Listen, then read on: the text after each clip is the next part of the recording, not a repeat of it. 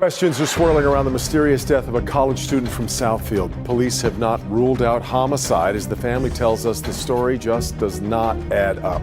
Charges related to the death of 23-year-old Mia Kanu. Fern is charged with leaving the scene of an accident resulting in death. Friends are supposed to have each other's best interests at heart and care for one another. A friend is not someone who treats the other like trash, literally. Dictionary.com defines a friend as a person attached to another by feelings of affection or personal regard. Let's keep this definition in mind as we plunge into today's tragic story that took place in June. Cheerful, lively, loving, and fun are how many would describe 23-year-old Mia Kanu. Mia was a kind-hearted, energetic, and beautiful young woman. She was a senior studying to become a veterinarian at Tennessee State University. Her smile and personality were extremely infectious and touched the lives of everyone she met. Mia was born in Lansing, Michigan on January 25, 2000, to Bianca VanMeter and Sorie Kanu. She was heavily involved in volleyball and many other activities at school. Mia was so passionate about animals and held a job as a veterinary assistant at the Richland Animal Clinic in Tennessee. She had even adopted a cat named Tails while attending school. Mia was very passionate about educating pet owners about pet care, said Dawn Elza, manager of Richland Animal Clinic.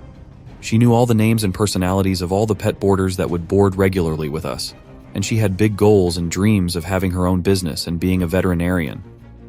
Mia was extremely close to her family, and her faith was very important to her. According to her mother, Mia loved kids, singing, dancing, and doing hair. She also spent time working as a camp counselor in Southfield while on college breaks. So, what exactly happened to bubbly Mia Kanu? You will want to take a seat for this one. When away from college, many students look forward to going back home and visiting friends and loved ones. This was also the case for Mia. She went back home to Michigan for the summer to spend time with her family. While home for the summer, Mia decided to go to a house party with a friend, 23-year-old Kentia Fayarn, as well as others. During the party, an argument occurred between Kentia and her boyfriend, and this totally shifted the fun ambiance. Mia then left the party and got into a vehicle, a silver 2022 Jeep Compass, with Kentia and her boyfriend. She sat in the back seat, while Kentia and her boyfriend sat in the front. What happened next will blow your mind. While Kentia was driving, it was said that Mia went to open the door because she felt like she needed to vomit. Surveillance footage showed Mia either being pushed out or falling out of the moving vehicle. The mind-blowing part is that her friend didn't even stop to see what happened, but she kept going. Beautiful Mia was left in the middle of the road, all alone. 3 minutes later, someone who happened to be leaving a nearby apartment called the police and told them about a person in the road. Tend to your friend. You're in control of the vehicle, and someone exits your vehicle while the car is in motion, and you don't take the time to stop, render aid, and check on your friend? Bianca asked. What kind of friend is that? Southfield police responded to Providence Drive on June 3rd around 4:32 a.m., where a body was found in the road, which was identified as Mia Kanu. She was then taken to Ascension Providence Hospital in Southfield, where she was put on life support for 2 days and pronounced dead on June 5th.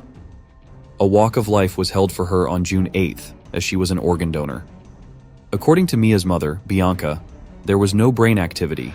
Her liver went to a baby, her kidneys went to a recipient, and her tissues and muscles were donated to the gift of life.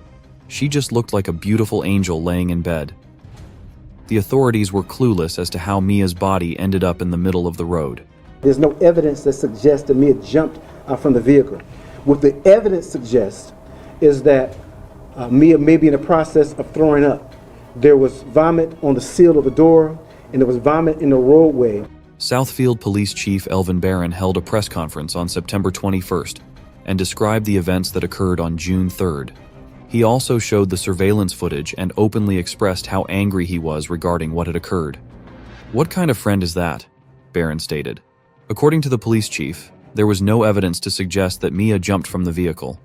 Her autopsy and toxicology report revealed that the alcohol found in her blood was 0.21%.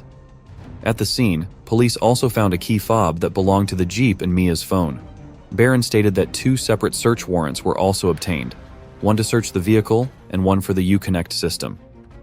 Kentia stated to the police that after Mia fell, she drove and picked up a friend to help search for her.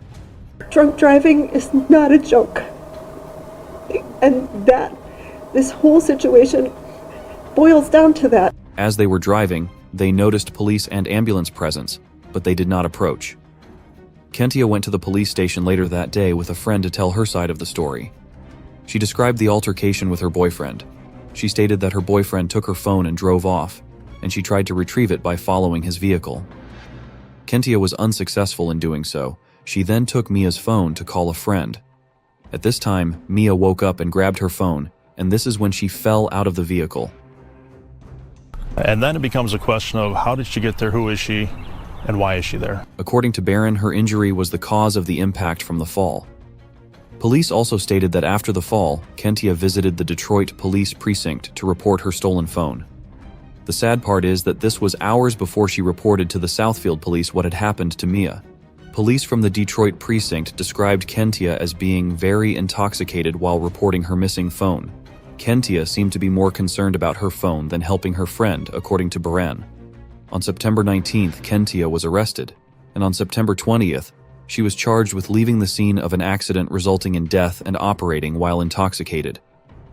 She was charged with a felony, punishable by up to 5 years imprisonment and/or a fine of up to $5,000, as well as a misdemeanor, punishable by up to 93 days imprisonment and/or up to a $500 fine. No matter which way I spin it, I just really can't put it together. This is traumatic, says Bianca.